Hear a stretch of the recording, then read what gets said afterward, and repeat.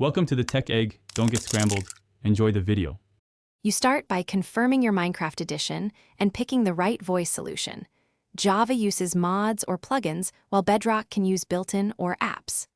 Install the mod or join a Discord server now, and make sure your microphone permissions are enabled in your operating system. Once done, launch Minecraft and the mod loader or join the server with voice enabled. This gets you from 0 to connected and sets the stage for configuring audio levels and push-to-talk options. Next, configure audio so you sound clear and avoid feedback. In the mod or app, select your input and output devices and set volumes.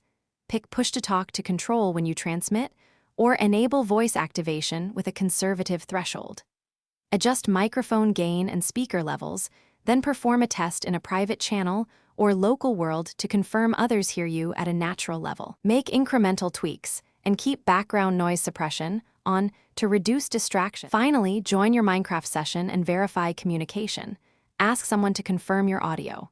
If you encounter issues, restart the game and voice app, reselect input/output devices, and ensure your firewall or server settings allow voice traffic. Make sure your push-to-talk key is ergonomic and test for latency or clipping.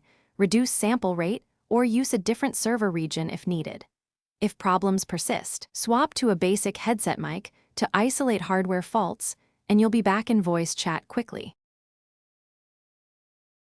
Thanks for watching. Consider subscribing if I helped unscramble your problems.